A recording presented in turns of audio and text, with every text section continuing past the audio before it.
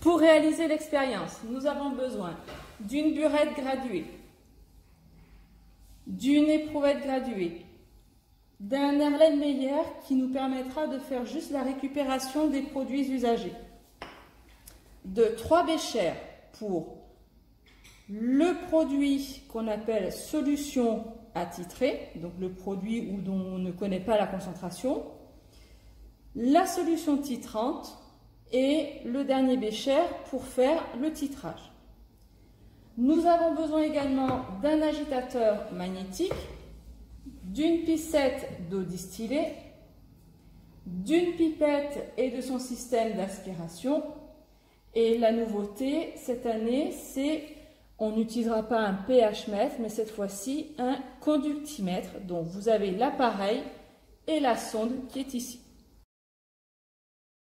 Donc ma première étape, j'ai nettoyé la burette avec de l'eau distillée, puis avec un petit peu d'acide chlorhydrique. Donc le principe, on l'a déjà vu l'année dernière, hein, vous faites attention ici à la bulle d'air et vous ajustez ici le bas du ménisque pour que ce soit pile au niveau du zéro. Donc la burette est placée. Maintenant, on va s'occuper de la solution attitrée. Donc j'en ai mis ici dans un petit bécher et je vais prélever 10 ml. Donc je prélève avec ma pipette. Donc vous faites bien attention parce que cette pipette-là, et souvent on a ce type de pipette, elles sont à 2 traits de jauge. Donc je m'arrête au premier et quand je vide, il faut aussi s'arrêter au deuxième trait de jauge.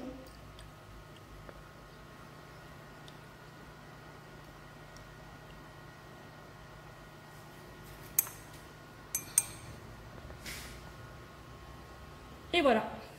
Et je mets le reste ici. Ensuite, je prends de l'eau distillée. Je mets, allez, 20 ml environ, donc c'est avec une éprouvette graduée. Je mets dedans. Je mets l'agitateur magnétique et je place ça sous la burette. Donc pour le moment, aucun changement par rapport à un dosage colorimétrique. On arrive maintenant à ce conductimètre. Un dosage par conductimétrie fait intervenir en fait une grandeur physique qui mesure la capacité d'un matériau ou d'une solution, donc nous c'est notre solution, à conduire le courant. Ici, la grandeur physique, vous voyez, elle s'exprime en millisiemens par centimètre. Hein. Le centimètre moins 1, ça veut dire par centimètre. Cette grandeur s'appelle la conductivité. La conductivité, elle a pour lettre grecque la lettre sigma. De manière générale, pour conduire un courant, il faut un déplacement de matière chargée. Dans notre cas, ce seront les ions qui vont se déplacer. Et plus la concentration des ions est importante, plus la conductivité est élevée. Donc, on va mesurer cette conductivité et pour cela, j'allume mon conductimètre et je vais verser millilitre par millilitre et relever les valeurs du conductimètre dans un tableau.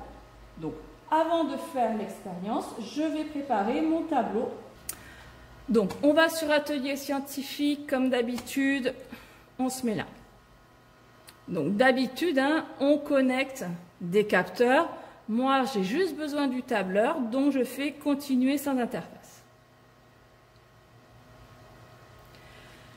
Je suis ici. Donc, au niveau du graphique, pour le moment, j'ai rien, donc je vais rentrer des valeurs. Je vais dans Tableau. Pour entrer les grandeurs, je clique sur la première cellule, grandeur, je vais mettre grand V pour volume et l'unité ici, ce sont des millilitres. OK. Nombre de points, on ne va pas en mettre 301, hein. Si on en met une vingtaine, ce sera bien. Je recommence. ici, la grandeur. Alors, la conductivité sigma, la lettre sigma, je ne sais pas la mettre, donc je vais mettre C pour conductimétrie. Donc l'unité, c'est des millisiemens par centimètre. Ok, donc là, j'ai mon tableau avec ici mes deux colonnes. Donc, je reviens maintenant sur l'expérience. Je vais mettre 1 millilitre, donc ici, je peux mettre déjà 1.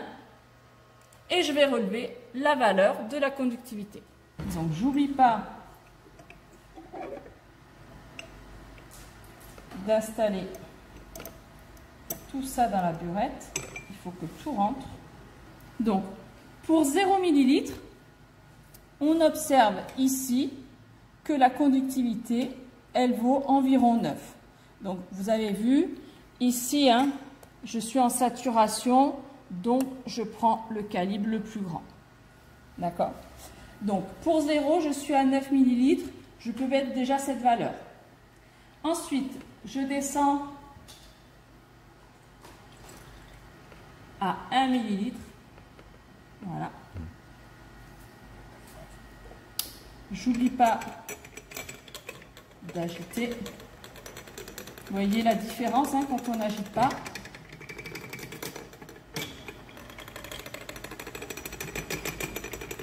Et là, je suis à 8,6. Vous continuez à faire les mêmes relevés jusqu'à 20 millilitres. Donc, on a inséré ici toutes les valeurs que l'on a mesurées. Donc, j'ai rajouté la valeur 0 tout à l'heure. Donc, on va de 0 jusqu'à 20. On observe déjà que la conductivité, elle diminue et ensuite, elle remonte. Il nous reste maintenant à visualiser ça sur mon graphique. Donc là, je l'ai déjà réglé. Hein. Vous voyez, les points sont un peu plus gros.